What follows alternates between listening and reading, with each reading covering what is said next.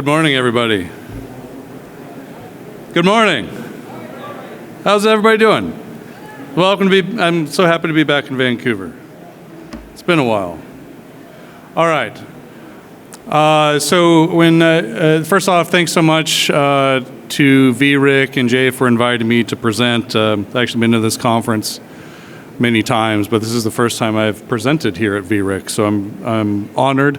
And anybody who follows the podcast and kind of listens to prior presentations I've done in other events know I like to take things a little bit differently and try to think of new ideas, different topics to share with attendees. And so this year, I think why I chose this topic is because 2024 was quite interesting, at least for me as a private investor. I found myself doing a lot more private deals than I did public financings or even buying companies into the market, because that's just kind of what was presented to me. And so I kind of wanted to go in and kind of talk about private deals that I think people should be watching here in 2025, knowing that because I have written checks to these companies, I'm obviously very biased. I do not represent these companies by any means. If you do have follow-up questions regarding those companies, let me know, and I will be more than happy to get you in touch with them. But before we kind of get started, obviously I'm going to provide a little bit of context with some market information, not necessarily anything riveting or new for you all. You're pretty well versed in this, but let's just get started. Mining and exploration companies are a cornerstone of the Toronto Venture Exchange, given the exchange's focus on early stage and high growth companies. The venture has historically been the hub for junior mining firms and exploration companies, attracting capital from investors seeking exposure to high risk, high reward opportunities. These companies often specialize in exploration and development of mineral resources like gold and silver, and critical minerals, and important to the essential various industries such as technology and energy. The performance of these equities is closely tied to commodity price trends, discoveries of significant mineral deposits, and investor sentiment in the resource sector. When commodity prices rise or promising exploration results are announced, the TSX venture often experiences a surge in activity and index gains, reflecting the optimism and growth potential of its mining and exploration companies. Conversely, the volatility and speculative nature of junior mining equities can amplify fluctuations on the venture's overall performance. During periods of weak commodity prices or challenging financial conditions, these companies often struggle to attract investment, leading to broader declines in the index. Additionally, the reliance on exploration success means that any downturn in discovery rates or geopolitical risk in resource-rich regions can weigh heavily on investor confidence. And despite these challenges, mining and exploration equities remain pivotal to the venture's identity and growth, acting as a bellwether for the health of the junior resource sector and contributing to the exchange's reputation as a key platform for early-stage resource companies. Over the past 2 decades, that's really loud over there. You quiet it down over there? Tell them to shut the hell up. Over the past 2 decades, junior mining companies listed in the TSX Venture Exchange have experienced significant volatility, closely mirroring the cyclical nature of the market. During periods of rising commodity prices, such as the 2000s and 2010-2011 commodity boom, equities saw substantial appreciation, attracting investors and interest in capital inflows. For instance, the venture experienced a strong run during 2022 and 2021, most recently reflecting a favorable environment for the junior miners. However, these gains have been interspersed with downturns corresponding to commodity price declines and broader corrections. This is a image of the overall TSX Venture composite. It's a pretty ugly chart. The global financial crisis of 2008 and the commodity price slump of between 2014 and 16 led to significant declines in the valuations of junior mining equities on the venture. More recently, in 2022, the composite index, which includes a substantial number of junior mining companies, yielded a return of negative 40%, indicating a challenging period. I begin with this walkthrough of these major Canadian markets for a reason. the chart does not paint a glamorous picture. And leaving many many ask in open and online boards, including myself, if the Canadian markets are indeed broken. Now, without heading to the micro mechanics of these markets, if one is able to buy equities at the price and sell them at another price, then the functionality of the market appears to be intact. It is the nature of the sellers which should be of more concern to other equity holders. So if you're a management with a prospective piece of property looking for financing to pay your salary, or do some mapping and exploration work, you typically lean towards the markets. Bankers get their fees, the exchanges get their fees, and the index welcomes yet another diamond-eyed exploration company.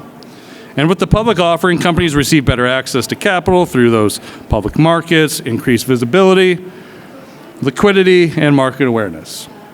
But those benefits come at a cost. And some costs sometimes beyond that of the normal fees of the exchange. Costs accrue through short-sighted shareholder expectations, regulatory burden, and potential increased dilution. What if we changed the dynamic of junior mining companies and their management teams? What if there was a particular threshold companies needed to surpass before exchanges and the bankers would even think about supporting new issuers? What if staying private, as long as you could, was the best option for companies, investors, and exchanges? To stay private, access to capital is precedent. There you go.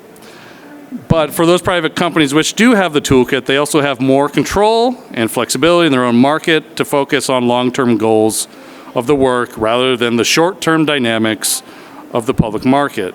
And for early stage companies, the risks pertaining to discovery are absorbed through the flexibility. What if discovery, deposit expansion, or even a resource estimate was the threshold to making it onto the public market, onto the public board? What if actual data from drill assays was the basic criterion for participation in the TSX venture? There are companies out there adopting this model, and I'll talk about 4 different ones here in just a second. But I think these are companies that are doing very different work you should be paying attention to. There might be an opportunity in the public market in the future to watch this here. And obviously I said I'm biased because I've written checks to these companies. All right. Let's head to Kazakhstan. I was first introduced to Pallas Resources in 2023. Pallas is a private exploration company. They're working on discovering large-scale copper, gold, nickel, sulfide, and lithium systems in Kazakhstan. The portfolio of projects exceeds 6,000 square kilometers, over 15 projects in country, including sediment-hosted copper, porphyry copper gold, and orogenic gold.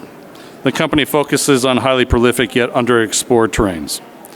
The flagship sediment copper assets are, and I'm going to botch this because it's really hard to pronounce, the Jakiskan East and Satpayev, located in the copper complex, located next to the Chakayev copper complex, which it produced more than 22 million tons of copper over 100 years. Historic 1950s drilling within the Satpayev license returned 19 meters of 1.1% copper from surface, 27 meters of 1.2% copper from a depth of 14 meters. 2 300-meter holes were drilled, I believe last year in historic drilling to provide a better understanding of the stratigraphic setting with both licenses. Results were not significant, but the company says it provided meaningful insights, confirming presence of key target horizons. In the same vicinity, Pallas and Partners First Quantum will drill a 1,000-meter hole at the Bohr project, where the geophysical surveys conducted during the year confirmed a prospective dome feature. And in the porphyry portfolio, Pallas will be conducting a maiden drill program at the Sarabastu projects and its Mukri North target to test a 500-meter deep chargeability resistivity high. So a lot of activity happening in 2025.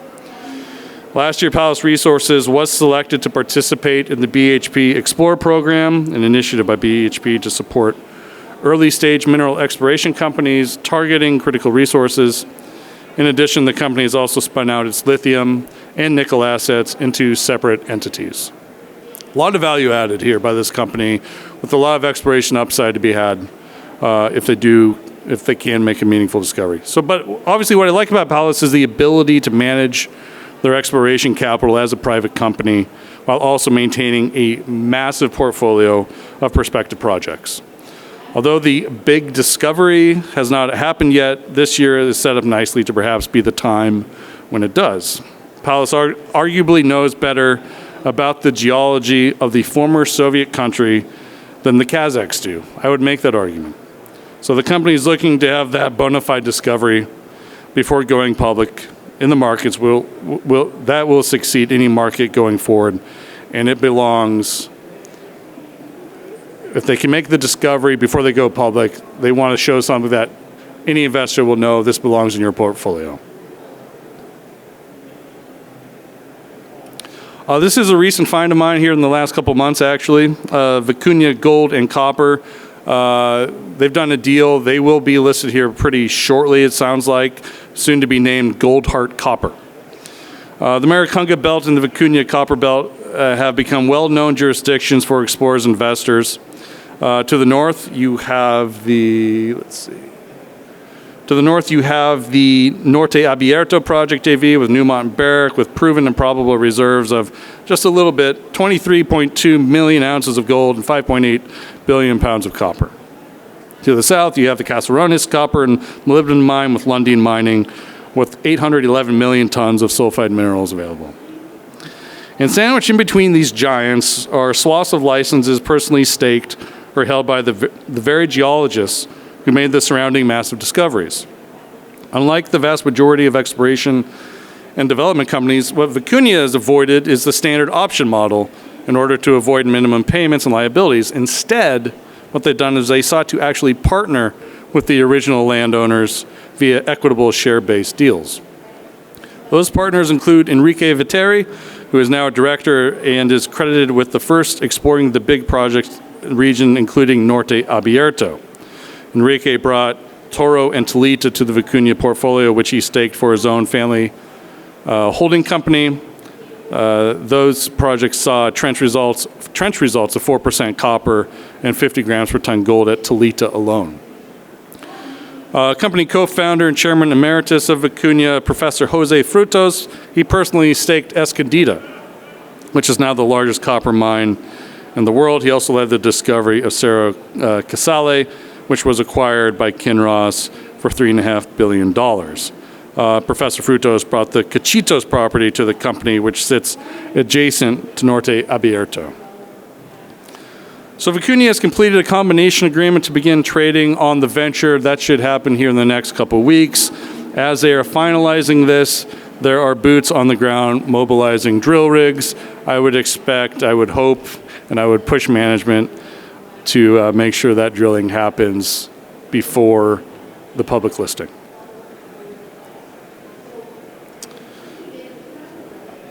Scout Discoveries up in Idaho. They spurred out of projects from the EMX royalty portfolio into its own independent private company. The company is focused on Tier 1 assets, and obviously in the state of Idaho. There are about a dozen projects in the portfolio with a varied matrix of metals they are targeting. Erickson Ridge is an orogenic gold property, which the company actually drilled in 2023 with a nice hit of 100 meters of 1.18 grams per ton gold. But the flagship exploration property, however, has to be Cuddy Mountain. This property sits just adjacent east to the Hercules Metals property, where Hercules made a new porphyry discovery in 2023 of 185 meters of 0.84% copper. Recently, just last week, Hercules shared new drill results to the east as well, closer to the Cuddy Mountain property, which returned 300 meters of 0.7% and started much closer to surface. So this bodes well for Scout and this prospective position in the district. Sampling last year did outline a multi-kilometer undrilled porphyry copper molybdenum gold anomalies at surface. The system does outcrop, so there is reason to believe that this is the same system which spans the Hercules Metals eastwards onto the Scout property. Last year or so, Electrum Group has come in as a major shareholder. Tech Resources also recently came in. In addition, the company has also signed up for the BHP Explorer program this year. What's important to note, what I just found out recently, is that the deal with BHP Explorer, Cuddy Mountain is not involved in that deal. BHP came in for the other 12 properties that they have within the portfolio. Cuddy Mountain's excluded from the Explorer program, which is an interesting twist. It's not been clear yet if plans of drilling Cuddy Mountain this year or not, but if they do, it will be prior to a public listing. So they will have the data and support of solid valuation, which would probably take it, most likely from my understanding, straight to the New York Stock Exchange. There's a lot to like here. Obviously, there's a diverse portfolio of assets in good jurisdictions powered by one of the most prospective pieces of property in the United States. This is a very interesting slide, actually, that management shared with me. Well, this is two scale systems looking at the 3 porphyry targets they have at Cuddy Mountain in relation to scale with Bingham, Utah, Resolution, and Batu Hijau in Indonesia. So you can see the potential scale here of these systems. All right, finally. I'm often intrigued to look at jurisdictions or new areas of interest, often not given modern exploration work. One of those countries spurred my interest last year is Malaysia, brought to my attention by Cayenne Copper. This is a very new company, just established about a year ago. Exploration is focused on the Sabah state of Malaysia. It does have some recent mining history. What the company found, though, is through its vendors is a project called Samayo. Samayo is something which could be very special. It has a large, massive sulfite outcrop of malachite, bornite, chalcopyrite, and more. It's heavily oxidized and weathered due to the wet weather in Malaysia. Known surface mineralization is about 100 meters long. Sampling of the outcrop has returned bonanza grades, 66% copper, 60% copper, 31% copper, just to pick a few. A new target to the north has shown XRF results of up to 47% copper. Rock chips and soil returned up to 50% copper. The company's exploration plans include more stripping, mapping, and geophysics on the outcropping targets. The company also needs to do some drilling around the area to understand the depths and scale of the system to help complete the entire story of Samayo. It is closing its initial raise and will be listing sometime this year, most likely on the ASX. Cayenne is earning a 70% interest in the property through exploration funding. When it comes to permitting, Sabah State did permit the Bukit Mantri gold deposit in 3 months' time back in 2018. So what I like about this is obviously the grade. The outcrop itself could easily be mined, providing immediate cash flow to finance exploration and development. So those are the 4 companies I did want to highlight. If you have any questions regarding any of those companies, please let me know. And again, I'd be happy to get you in contact with management. I'm not the person to ask, as I do not represent the companies, but I do think it's important to keep on your radar. And selfishly, if I may add, before I let you go, selfishly, I'd like to bring your attention to the Clear Commodity Network. This is a new endeavor we launched back in October. ClearCom, we're a media and information company specializing in global commodity markets. It offers comprehensive coverage across sectors such as metals, energy, and agriculture, and providing news, interviews, and podcasts to keep investors, traders informed about developments shaping the physical commodity landscape. You can find us at clearcommodity.net or ClearCom. I'm happy to answer any questions about that. Right on time. Thanks so much, everybody. Appreciate you.